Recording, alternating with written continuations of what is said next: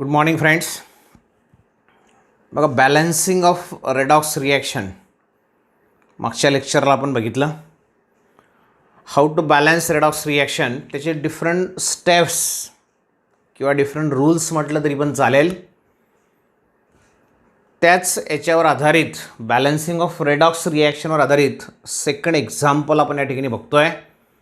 Already rules ज्यावेळेस आपण बघितले मागच्या लेक्चरला, त्यावेळेस तुम्हाला एक एक्झाम्पल त्याच्यासोबत ते रूल्स ॲप्लाय करून मी सॉल्व करून दिलेला आहे.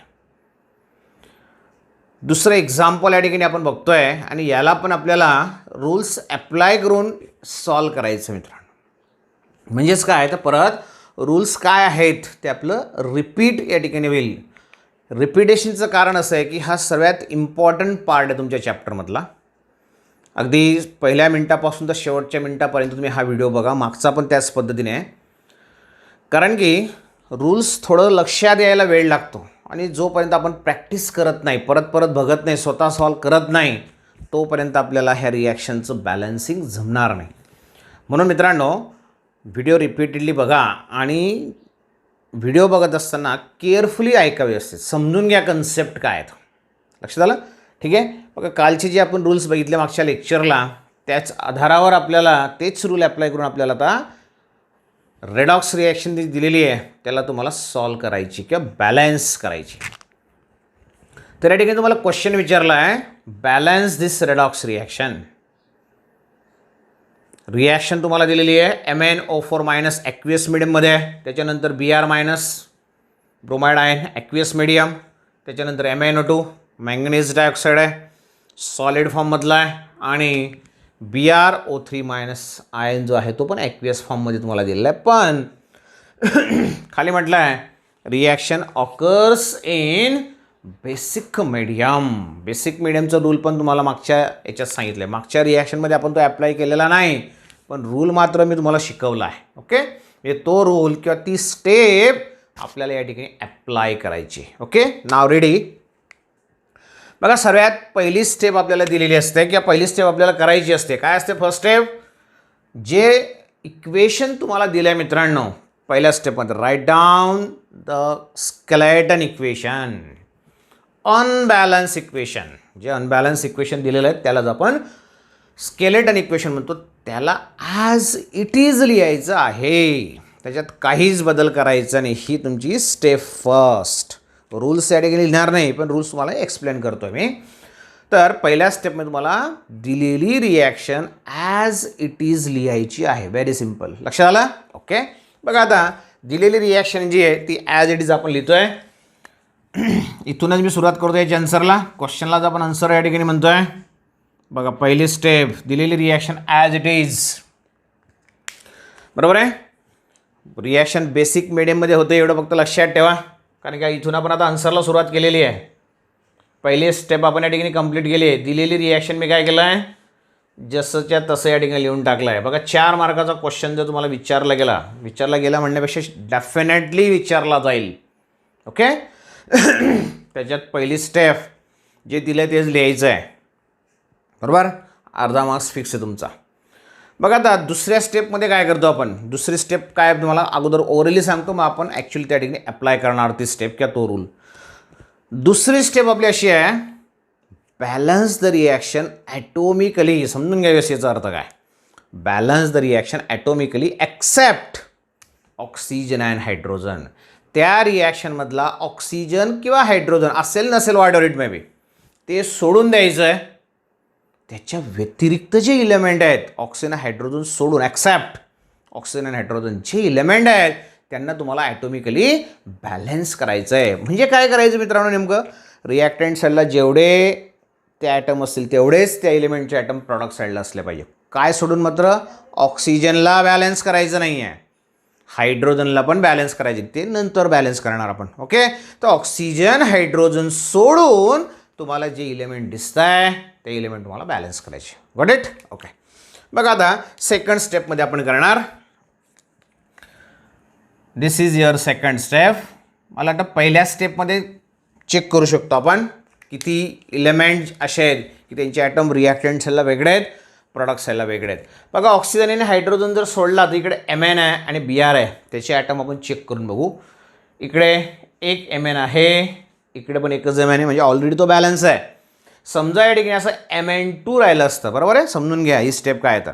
इथं समजा Mn2 राहिलं असतं म्हणजे इकडे 2 Mn आणि इकडे एकच Mn, तर मग आपण काय केलं असतं, इकडे इथं 2 केला असता, म्हणजे इकडे पण 2 Mn झाले असते, बरोबर आहे. याला म्हणतो आपण ॲटोमिकली बॅलन्स करणे. ओके, Mn बॅलन्स हे करायची गरज नाही आहे. आता ब्रोमिन बघू आपण. ब्रोमिन किती दिसतोय मित्रांनो, just here there is only one bromine.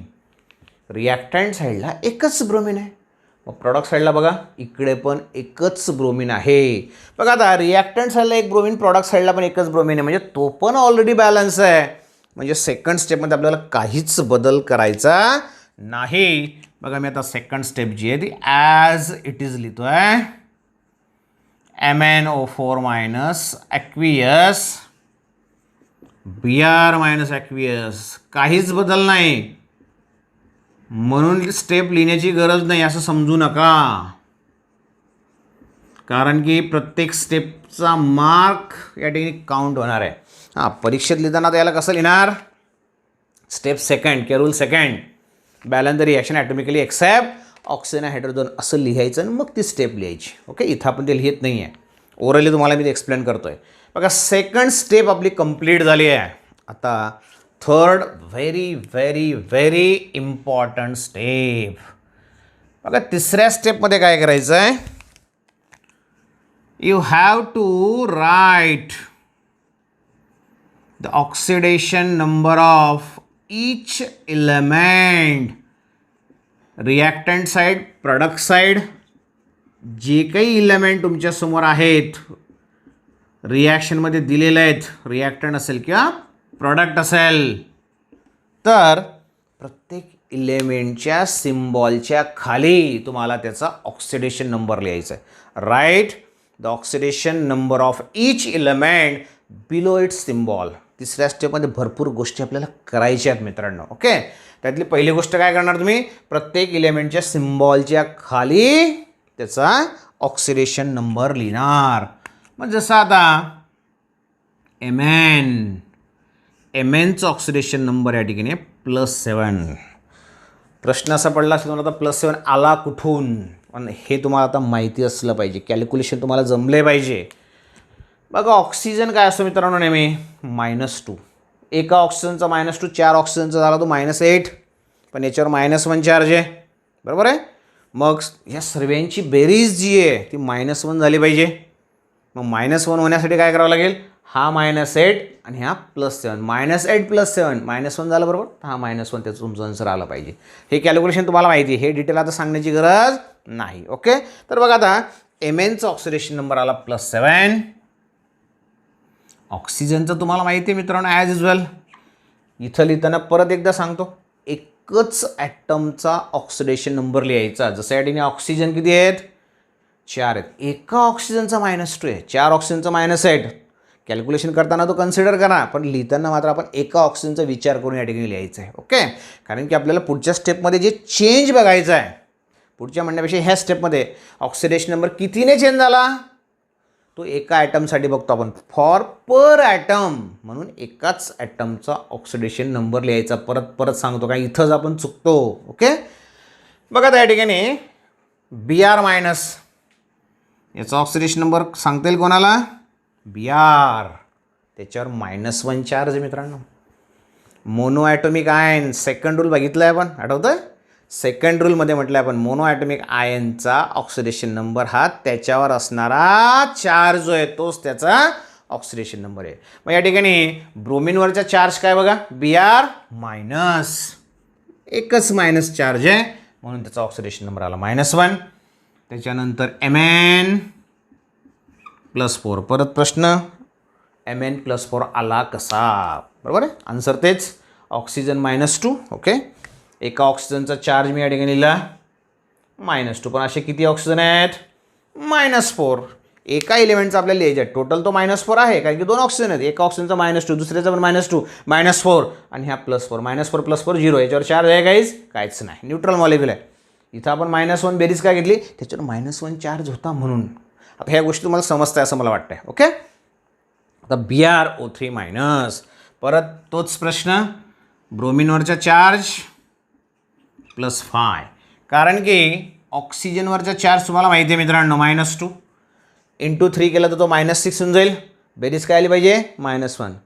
मग या दोघांची बेरीज -1 येण्यासाठी हा जर -6 असेल तर हा डेफिनेटली +5 असला पाहिजे. -6 + 5 म्हणजे -1 तुमची बेरीज आली पाहिजे. ही खूप महत्त्वाची स्टेप आहे, कारण की इथं ऑक्सिडेशन नंबर जर चुकले तर बॅलन्सिंग होणार नाही. ओके, बघा आता तिसऱ्या स्टेपमध्ये आपण सर्व इलेमेंटच्या सिम्बॉलच्या खाली त्याचे ऑक्सिडेशन नंबर आपण लिहून घेतले आहेत. बघा ह्याच स्टेपमध्ये आपल्याला नेमकं काय करायचं आहे, तर ह्या स्टेपमध्ये तुम्हाला आता दुसरं महत्त्वाची गोष्ट करायची आहे, identify the items whose oxidation number undergo the change. असे इलेमेंट तुम्हाला ओळखायचे आहेत ज्यांचा ऑक्सिडेशन नंबर चेंज झाला असेल. म्हणजे काय, रिॲक्टंट साईडला वेगळा असेल, त्याचं कंपॅरिझन कोणासोबत करणार, प्रॉडक्ट साईडसोबत. बरोबर आहे, रिॲक्टंट साईडला Mn आणि प्रॉडक्ट साईडचा Mn, रिॲक्टंट साईडचा ऑक्सिजन, प्रॉडक्ट साईडचा ऑक्सिजन, रिॲक्टंट साईडचा ब्रोमेन, प्रॉडक्ट साईडचा ब्रोमेन. लक्षात काय करायचं आहे आता ह्याच स्टेपमध्ये आपल्याला ते करायचं आहे, कारण की ह्या स्टेपमध्ये आपण ऑक्सिडेशन नंबरला चेंज आहे कोणता ते पण आपण ओळखणार, ते ओरली तुम्हाला ओळखायचं आहे. ओके, मग इथं जस्ट तुम्ही म्हणणार बघा Mn चेक करतो आपण एक एक. Mn किती आहे +7, इकडे +4, म्हणजे चेंज झाला आहे, ओळखला आपण Mnचा चेंज झाला आहे. ऑक्सिजन एका आयटमसाठी -2, इकडे पण एका आयटमसाठी -2 चेंज नाही. ओके, शक्यतो ऑक्सिजन चेंज नसतो. ब्रोमेन -1 मोनोॲटॉमिक आयन सांगितलं तुम्हाला आत्ताच. इकडचा ब्रोमीन +5, म्हणजे ह्या पूर्ण रिॲक्शनमध्ये 2 ॲटम असे आहेत मित्रांनो, this one Mn and this one your bromine Br-. ह्या दोघांचा ऑक्सिडेशन नंबर चेंज झाला आहे. म्हणजे काय, रिॲक्टंट साईडला तो वेगळा आहे, प्रॉडक्ट साईडला तो वेगळा आहे. बरोबर, हे दुसऱ्या स्टेपमध्ये आपण केलं, तिसऱ्या स्टेपमध्ये केलं आपण. तिसऱ्या स्टेपमध्ये सुरुवातीला काय केलं आपण, हे सर्व ऑक्सिडेशन नंबर लिहिले. त्याच्यानंतर प्रत्येक इलेमेंटच्या सिम्बॉलच्या खाली ऑक्सिडेशन नंबर लिहिल्यानंतर आपण काय केलं, कोणाचा ऑक्सिडेशन नंबर चेंज झाला ते पण आपण याच्यात ओळखलं. त्याच्यानंतर इथं काय करायचं बघा, आपल्याला ज्या इलेमेंटचा ऑक्सिडेशन नंबर चेंज झाला आहे तिथं एक ब्रॅकेट तुम्हाला ड्रॉ करायची आहे. Draw the bracket.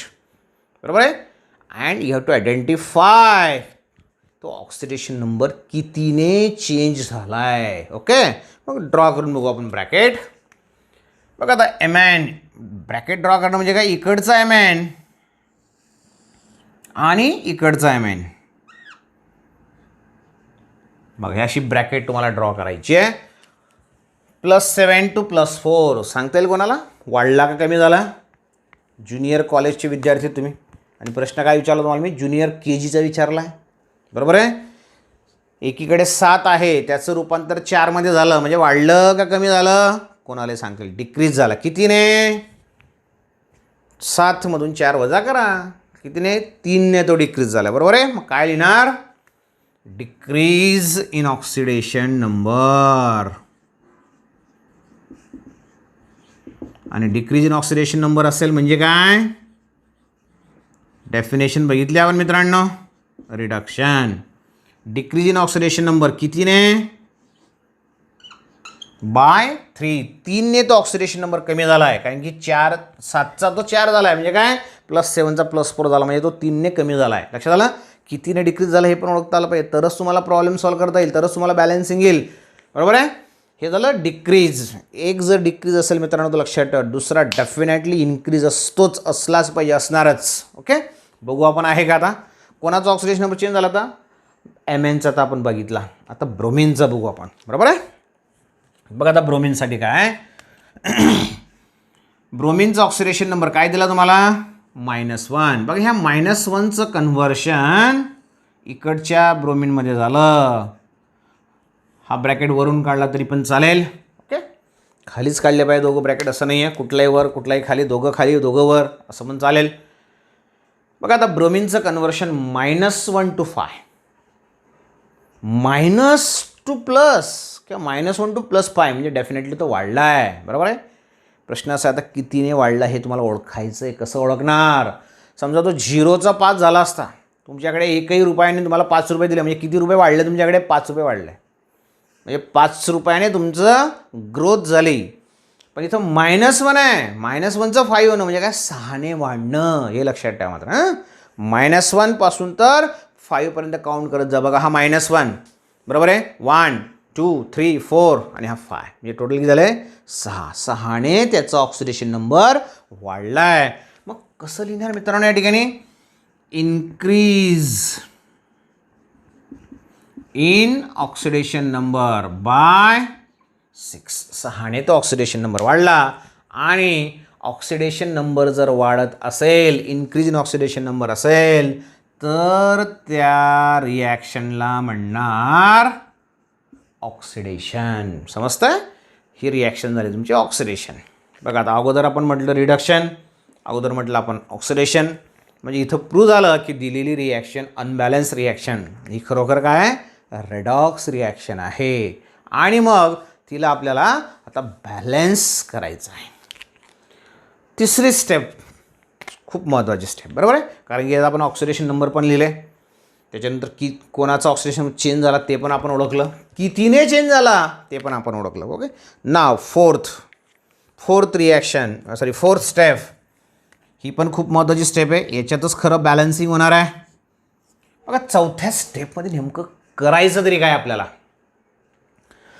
तुम्ही म्हटलं बघा आता ह्या स्टेपमध्ये decrease in oxidation number by 3, oxidation number 3ने कमी झाला आहे आणि 6ने वाढला आहे, 6ने तो इन्क्रीज झाला आहे. Okay. Oxidation number decrease by 3 आणि इन्क्रीज बाय 6 असं चालत नाही. रेडॉक्स रिॲक्शनमध्ये जेवढे इलेक्ट्रॉन लॉस होणार तेवढेच इलेक्ट्रॉन गेन होणार. Correct. In the redox reaction number of electron lost are exactly equal to the number of electrons gain. जेवढे लॉस तेवढे गेन झाले पाहिजे. म्हणजे याचा दुसरा अर्थ काय? In redox reaction total increase should be equal to total decrease और both should be same. Increase आणि डिक्रीज दोघं सारखे असले पाहिजे. जेवढ्याने ऑक्सिडेशन नंबर वाढेल तेवढ्यानेच तो कमी झाला पाहिजे, का जेवढ्याने कमी जाईल तेवढ्यानेच तो वाढला पाहिजे. म्हणजेच थोडक्यात दोघं इन्क्रीज डिक्रीज एक्झॅक्टली सेम असलं पाहिजे. मग ह्या चौथ्या स्टेपमध्ये करायचं तरी काय आपल्याला? तर ते सारखं करून घ्यायचं मित्रांनो आपल्याला. जेवढं इन्क्रीज असेल तेवढंच डिक्रीज, किंवा जेवढं डिक्रीज असेल तेवढंच इन्क्रीज झालं पाहिजे. ओके. बघा आता डिक्रीज इन ऑक्सिडेशन नंबर कितीने? 3ने. इन्क्रीज 6ने आहे. मग दोघांना सारखं करायचं आहे. तर काय करायचं आहे? असा एखादा सुटेबल इंटीजर शोधायचा आहे, पूर्णांक शोधायचा आहे. त्याच्याने जर आपण मल्टिप्लाय केलं एक तर याला किंवा याला, तर जेणेकरून दोघांची व्हॅल्यू सारखी येईल. ऑलरेडी हा जास्त आहे, मोठा आहे, म्हणजे मल्टिप्लाय कोणाला करावं लागेल? जो कमी आहे. नेहमी डिक्रीज जो असतो म्हणजे ज्याची व्हॅल्यू कमी असते, डिक्रीज म्हणण्यापेक्षा डिक्रीज नाही, ज्याची व्हॅल्यू कमी असते, डिक्रीजची व्हॅल्यू कमी असू शकते, इन्क्रीजची पण कमी असू शकते. डिक्रीज बाय 6 इन्क्रीज बाय 3 असं पण होऊ शकतं कधी कधी. तर जी व्हॅल्यू कमी असते इन्क्रीज किंवा डिक्रीजपैकी त्या व्हॅल्यूला आपण मल्टिप्लाय करतो. काही वेळेस दोघांना पण तुम्हाला मल्टिप्लाय करावं लागेल, जेणेकरून दोघं व्हॅल्यूज सारख्या झाल्या पाहिजे. म्हणजे आपल्याला ह्या 3ला 6मध्ये कन्व्हर्ट करता येऊ शकतं का हे आपण विचार करायचा. कारण की हा 6 आहे, याला पण मला 6 करायचे, दोघं सारखे मला करायचे आहेत, तर होऊ शकतं? यस. जर मी ह्या 3ला 2ने मल्टिप्लाय केलं चालेल का नाही? तर डेफिनेटली याची पण व्हॅल्यू 6 होऊन जाईल, याची पण व्हॅल्यू 6 होईल. म्हणजे दोघं इन्क्रीज आणि डिक्रीज एक्झॅक्टली सेम होतील. बघा मग आता चौथ्या स्टेपमध्ये आपल्याला ते करायचं आहे. मेक, बघा या ठिकाणी काय लिहितो मी? Make total increase and decrease exactly same. आपल्याला काय करायचं आहे या स्टेपमध्ये? टोटल इन्क्रीज आणि टोटल डिक्रीज एक्झॅक्टली सेम आपल्याला करायचं आहे. दोघांची व्हॅल्यू सारखी असली पाहिजे. जेवढे इलेक्ट्रॉन लॉस तेवढे गेन. इथंच खरं बॅलन्सिंग आहे मित्रांनो. मग दोघांची व्हॅल्यू जर आपण सारखी केली इन्क्रीज आणि डिक्रीजची, देअरफॉर काय करावं लागेल आपल्याला, decrease in oxidation number, decrease in oxidation number किती आहे, is multiplied by a factor suitable integer and that one is your 2. तर डिक्रीज इन ऑक्सिडेशन नंबर जे ते 3ने होतं, त्याला आपण 2ने जर मल्टिप्लाय केलं तर तुमचं आन्सर काय येईल, 6. नाव ऑब्झर्व, आता तुम्ही ऑब्झर्व करा मित्रांनो, टोटल इन्क्रीज आणि टोटल डिक्रीज कसं आहे बघा. त्या ठिकाणी टोटल इन्क्रीज दिसतंय 6, टोटल डिक्रीज 6. आता हे दोघं काय झाले, वन अँड द सेम. हेच आपल्याला बॅलन्सिंगमध्ये करायचं आहे. ओके, चौथ्या स्टेपमध्ये आपण ते केलं, टोटल इन्क्रीज आणि टोटल डिक्रीज. मग काय केलं आपण चौथ्या स्टेपमध्ये, डिक्रीजला 6पर्यंत आणलं आहे, म्हणून आपल्याला काय करावं लागतं, 2ने मल्टिप्लाय करावं लागतं. बरोबर आहे. बघा आता व्यवस्थित लक्षात आहे, मी तो 2 कुठं लिहितो आहे, इथं तुम्हाला समजलं तर 2 का लिहिलं आहे, दोघं व्हॅल्यू सारख्या करण्यासाठी. ओके, मग आता या ठिकाणी बघा, डिक्रीज इन ऑक्सिडेशन नंबर 3 होता, त्याला आपण 2ने मल्टिप्लाय केलं, म्हणून आता कोणाचा डिक्रीज आहे तो, MN साठीचा तो डिक्रीज आहे. मग नुसता इथं लिहून चालणार नाही, एका MN साठी, कारण की एकच ॲटम MNचा, त्याच्यासाठी 3ने डिक्रीज झाला. आपल्याला कितीने डिक्रीज करायचं आहे, 6ने. एका MN साठी 3ने डिक्रीज, दुसऱ्या MN साठी 3ने डिक्रीज, तर तो 6 होईल की नाही. एका MNचा 3, दुसऱ्या MNचा 3, 6ने तो डिक्रीज होईल. मग 2 MN आपल्याकडे पाहिजे. म्हणजे हा जो कोइफिशियंट तुम्ही चूज केला आहे, तो कोइफिशियंट या ठिकाणी तुम्हाला लिहायचा आहे. म्हणून बघा आता चौथ्या स्टेपमध्ये मी काय करतोय, कशा पद्धतीने ती रिॲक्शन लिहितोय बघा. आता दिस रिॲक्शन, आतापर्यंत रिॲक्शनमध्ये काहीच बदल झालेला नव्हता, आता बदल होणार आहे बघा. इथं मी काय लिहिलं, आता 2 या ठिकाणी लिहिणार, 2 टाइम्स, पुढचं मात्र ॲज इट इज असणार आहे, 2 times MnO4 minus aqueous plus Br minus aqueous. त्याच्यानंतर इकडे जर मी 2 केला असेल MN साठी आणि इकडे जर एकच MN असेल तर मला बॅलन्स करायचं, म्हणजे इकडे मला 2 लिहावाच लागेल, प्रश्न नाही. कारण की इकडच्या MNला केलं तर इकडच्याला राग येणार की नाही, म्हणून या ठिकाणी मी इकडे पण लिहितो बघा, 2 times MnO2 plus this one is your BrO3 minus aqueous solution. This is your solid solution. तर बघा मित्रांनो, चौथी स्टेप खूप महत्त्वाची आहे, ज्याच्यात तुम्ही टोटल इन्क्रीज आणि टोटल डिक्रीज जे आहे ते आपण सारखं करण्याचा प्रयत्न केला आहे by multiplying with a suitable integer.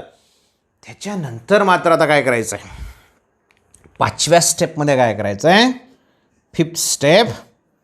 इथपर्यंतचा part खूप महत्त्वाचा आहे, पुढचा पण पार्ट महत्त्वाचाच आहे, पण हे जमलं म्हणजे पुढचं तुम्हाला सहज येऊ शकतं, सहज जमेल, तुम्हाला सहज सॉल्व करता येईल पुढचा पार्ट जो.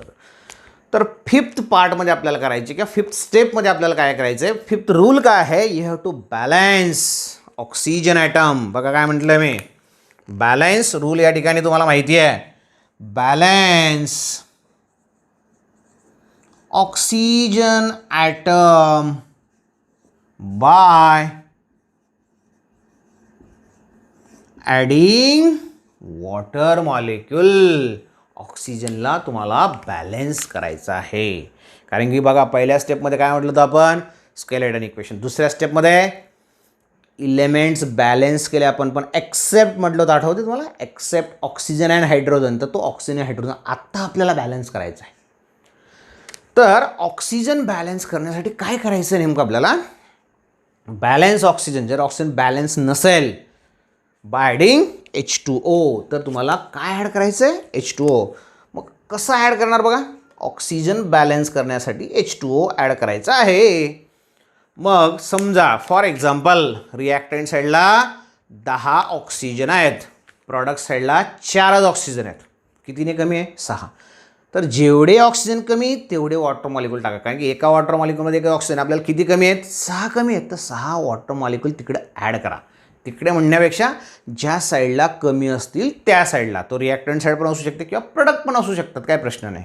लक्षात आलं, एका ऑक्सिजनला ॲड करण्यासाठी एक वॉटर मॉलिक्यूल, एक ऑक्सिजन कमी असेल तो भरून काढण्यासाठी 1 वॉटर मॉलिक्यूल. 5 ऑक्सिजन कमी असेल 5 वॉटर मॉलिक्यूल. 10 ऑक्सिजन कमी असेल 10 वॉटर मॉलिक्यूल. लक्षात आलं. तर हे आपण 5व्या स्टेपमध्ये करणार. ओके. हे झाला ऑक्सिजनसाठीचा तो रूल आहे. याच्यातच आपण हायड्रोजनसाठीचा रूल बघणार. बघा, balance oxygen atom by adding H2O. मग ऑक्सिजन बॅलन्स झाल्यानंतर काय करायचं, सेम या ठिकाणी म्हणतोय बघा मी, बॅलन्स पहिले अगोदर ऑक्सिजनच तुम्हाला बॅलन्स करायचा आहे, लक्षात ठेवायचं.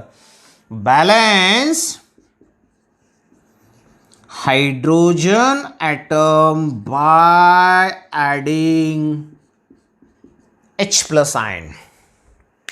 ऑक्सिजन बॅलन्स केल्यानंतर परत चेक करा इक्वेशन बॅलन्स आहे की नाही. म्हणजे हायड्रोजन चेक करायचं. हायड्रोजन जर कमी जास्त असेल तर त्याला आपल्याला बॅलन्स करावं लागेल, बरोबर आहे. मग हायड्रोजन बॅलन्स करण्यासाठी काय करायचं आहे, H+ आयन तुम्हाला ॲड करायचे आहेत. परत कोणत्या बाजूला, ज्या बाजूला हायड्रोजनची कमतरता असेल त्या बाजूला. एका बाजूला 5 हायड्रोजन आहेत, दुसऱ्या बाजूला 3 हायड्रोजन आहेत. किती कमी आहेत, 2. ज्या बाजूला 2 कमी आहेत तिथं 2 H+ आयन ॲड करा. एवढं सिम्पल आहे. करायची मध्ये स्टेप. ओके. बघा आता 5वी स्टेप आपण बघतोय. रूल आपण ऑलरेडी इथं लिहिला आहे, स्टेप आपण तिकडे आता लिहिणार. बघा आता 5व्या स्टेपमध्ये तुमच्या रिॲक्शनमध्ये काय बदल होतोय ते बघा. आता अगोदर आपण चेक करून घेऊ. हायड्रोजन कमी आहेत, ऑक्सिजन कमी आहेत. अगोदर ऑक्सिजनसाठी आपण चेक करणार. बघा इथे लिहिलं आहे आपण, लक्ष द्या इकडे व्यवस्थित. 2 टाइम्स MnO4. इथं आपण ऑक्सिजन चेक करतो आहे. किती ऑक्सिजन झाले बघा, 4 आणि हे 2, 6 झाले का, नाही. 4 × 2 MnO4. MnO4 किती झालेलं तुम्ही, 2दा. MnO4 O4 2 झाला, 4 4 2 झाला, म्हणजे काय झालं 8. म्हणजे इकडच्या बाजूला तुमच्या आता रिॲक्टंट साईडला 8 ऑक्सिजन आहेत मित्रांनो. प्रॉडक्ट साईडला किती दिसत आहे, 2 दुनी 4, 2 × 2 4 अँड दिस 3. लक्षात आलं. 3 कसे, O3 मधला 3. हे 4 आणि हे 3 7 झाले मित्रांनो. 7. मग या ठिकाणी बघा इकडच्या बाजूला रिॲक्टंट साईडला 8 ऑक्सिजन आणि इकडे 7 ऑक्सिजन. किती कमी आहे, 1. कोणत्या बाजूला कमी आहे, प्रॉडक्ट साईडला. मग काय करणार, प्रॉडक्ट साईडला 1 वॉटर मॉलिक्यूल ॲड करणार. ओके. मग 1 वॉटर मॉलिक्यूल ॲड केला तर ही रिॲक्शन तुम्ही कशी लिहिणार बघा. 2 टाइम्स MnO4- ॲक्वियस आहे, तो लिहित नाही मी आता, प्लस तुम्हाला लिहायचं मात्र Br-, त्याच्यानंतर आहे 2 टाइम्स MnO2,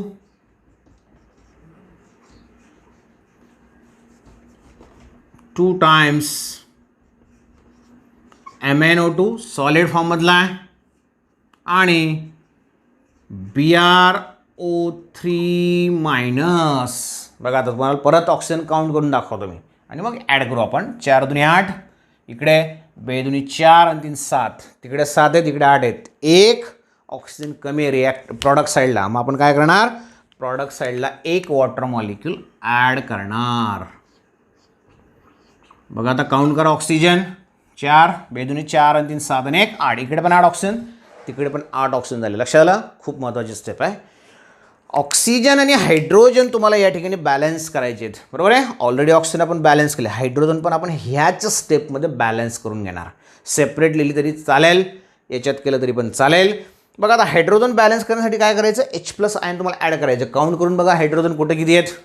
इकडे काही दिसतंय का hydrogen, there is no any hydrogen. एकही हायड्रोजन नाही. कुठं, रिॲक्टंट साईडला. मग प्रॉडक्टचा विचार करा. इकडे नाही आहेत, इकडे नाही आहेत, इकडे किती आहेत मात्र 2 हायड्रोजन आहेत मित्रांनो, बरोबर आहे. मग ते 2 हायड्रोजन तुम्हाला बॅलन्स करायचे आहेत. 2 हायड्रोजन बॅलन्स करण्यासाठी तुम्हाला कोणत्या बाजूला कमी आहेत हायड्रोजन, रिॲक्टंटला. मग रिॲक्टंट साईडला मी काय करणार, H+ आयन जो आहे तो ॲड करणार. बघा आता हायड्रोजन काउंट करा. रिॲक्टंट साईडला किती हायड्रोजन आहेत, 2 हायड्रोजन. प्रॉडक्ट साईडचे हायड्रोजन बघा, प्रॉडक्ट साईडला पण 2 हायड्रोजन.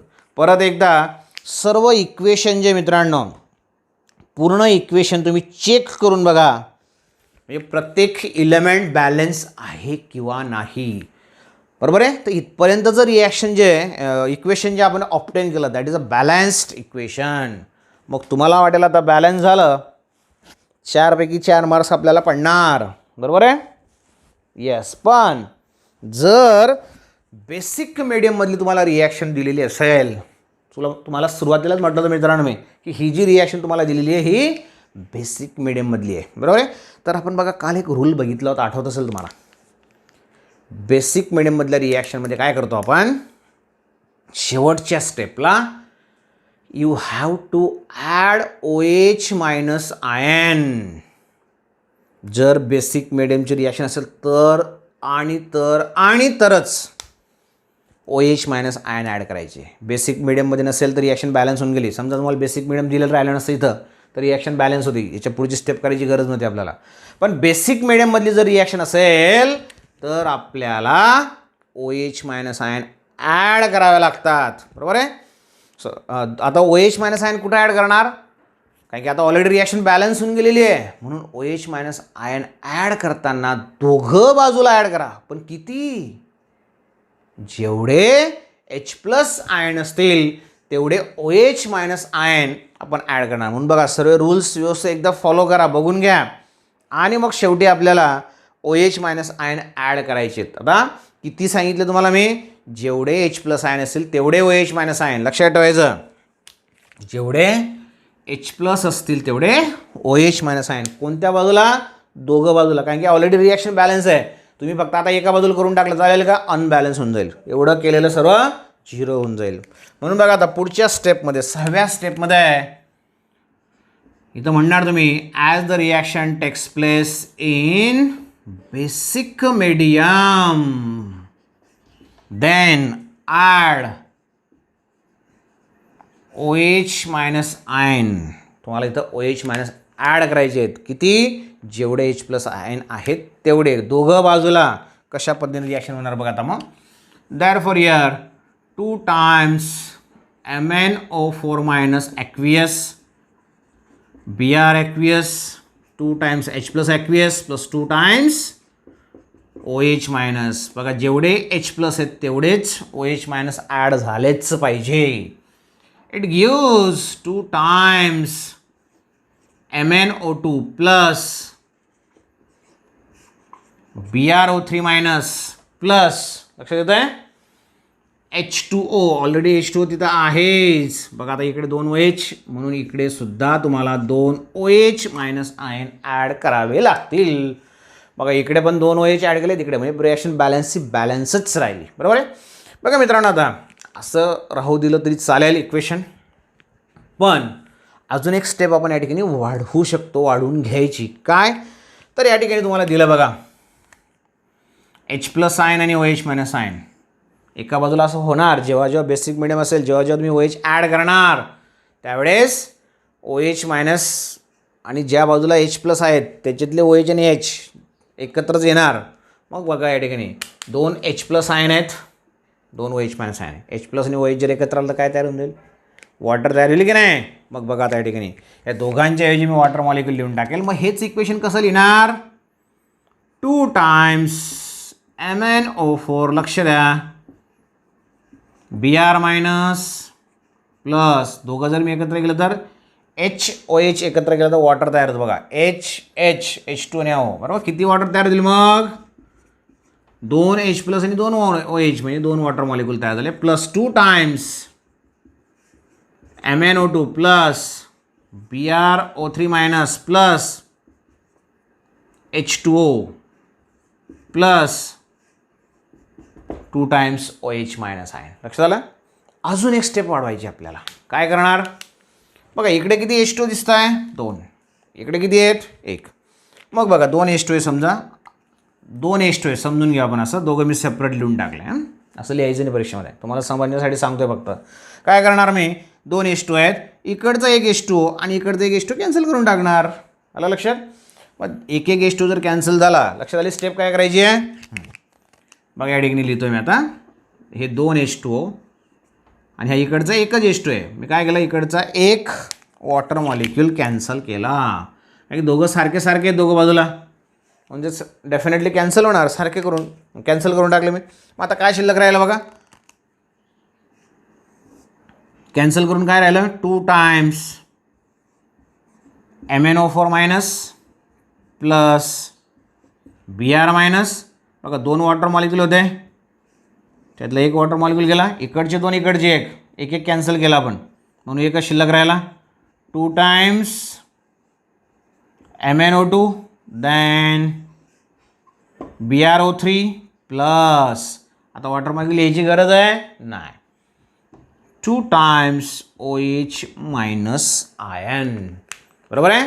तर एवढं आपण बेसिक मिडियमसाठी ह्या 3 स्टेप तुमच्या वाढल्या आणि सर्वात शेवटची स्टेप काय असेल चेक करून घ्यायचं. बरोबर आहे. म्हणजे कन्फर्म होईल तुम्ही बॅलन्सिंग जे केलेलं आहे ते इक्वेशन करेक्ट आहे किंवा नाही. This is your balanced redox reaction. लक्षात आलं. तरी बॅलन्स रिॲक्शन आहे. चेक करा सर्व ॲटम्स बरोबर आहेत किंवा नाही, सहज तुम्ही चेक करू शकतात. तर बघा 2 व्यवस्थित रेडॉक्स रिॲक्शन तुम्हाला मी डिटेल सॉल्व करून दिल्या आहेत. काल तर आपण रूल्स पण लिहून घेतले आणि ते इक्वेशन पण सॉल्व केलं. आज आपण रूल्स फॉलो करून हे इक्वेशन सॉल्व केलं आहे. विथ बेसिक मिडियमचं एक्झाम्पल आपण घेतलं या ठिकाणी. बरोबर. असे वेगवेगळे एक्झाम्पल्स तुमच्या पुस्तकात दिलेले आहेत. काही सॉल्व पण करून दिलेले आहेत. ते बघा अनसॉल्व आहेत, ते पण बघा. अनसॉल्व जे आहेत ते सॉल्व करण्याचा प्रयत्न करा. तुम्हाला जमत असेल तर खूप इंटरेस्ट तयार होईल. जमत नसेल तर व्हिडिओ रिपीटेडली बघा, त्या स्टेप फॉलो करत जा, डेफिनेटली तुम्हाला आन्सर येईल. लक्षात आलं. तरी झालं तुमचं balancing of the redox reaction. मित्रांनो या ठिकाणी आज आपण थांबतो आहे. जे विद्यार्थी नवीन आपल्याकडे जॉईन झाले असेल ॲपला, त्यांच्यासाठी महत्त्वाची सूचना आहे, तुमचा व्हॉट्सअप नंबर माझ्या व्हॉट्सअप नंबरला पाठवा. तुमचं पूर्ण नाव आणि तुमचा व्हॉट्सअप नंबर, तुमचा ॲप कोणत्या नंबरला, मोबाईल नंबरला तुम्ही डाउनलोड केलं आहे ते. माझा व्हॉट्सअप नंबर तुम्हाला माहिती आहे 9822440594 9822440594. हा माझा व्हॉट्सअप नंबर आहे. ह्या व्हॉट्सअप नंबरवर तुम्ही मला मेसेज करून तुमचा व्हॉट्सअप नंबर, तुमचा ॲप डाउनलोड केलेला मोबाईल नंबर मला पाठवायचा आहे. लक्षात आलं. त्याच्यानंतर DSP केमिस्ट्री स्टडी सेंटर असं आपलं एक यूट्यूब चॅनल आहे मित्रांनो, ज्याच्यावर तुम्हाला केमिस्ट्रीसाठीचे सर्व व्हिडिओज अवेलेबल आहेत. 11वीसाठी खास करून बेसिक व्हिडिओज मी तयार केलेले आहेत. म्हणून 11वीचं बेसिक पार्ट तुम्हाला तयार करून घ्यायचं आहे, कारण की इथं आपण डायरेक्ट चॅप्टरला सुरुवात केलेली आहे. जे विद्यार्थी नवीन असतील त्याने तो बेसिक पार्ट फॉलो करा. जवळपास 15 व्हिडिओज जे आहेत ते 11वी बेसिक पार्टवर आधारित आहेत. जो बेसिक पार्ट पुढच्या चॅप्टरसाठी खूप गरजेचा असणार आहे तुम्हाला, म्हणून ते व्हिडिओज फॉलो करा, जेणेकरून तुमची बेसिक पार्टची तयारी चांगल्या पद्धतीने होईल. लक्षात आलं. आणि ते चॅनल जर कोणी सबस्क्राईब केलं नसेल तर सबस्क्राईब करा, बेल आयकॉन प्रेस करा, ऑल त्याला परमिट करा. कारण की अजून काही महत्त्वाचे व्हिडिओज जे आहेत तुमच्या दृष्टिकोनातून, एंट्रन्सच्या दृष्टिकोनातून तुमची जास्त तयारी झाली पाहिजे, म्हणून ते महत्त्वाचे व्हिडिओज मी त्या यूट्यूब चॅनलला अपलोड करणार आहे. मग तुम्ही जर सबस्क्राईब केलं असेल, बेल आयकॉन ऑलसाठी प्रेस केला असेल, तुम्हाला नोटिफिकेशन येईल. मी तुमचं लक्षात येईल की केमिस्ट्रीसाठीचा महत्त्वाचा व्हिडिओ अपलोड झाला आहे, तो आपण बघितला पाहिजे. लक्षात आलं. And finally please stay at home and be safe. Thank you. Bye.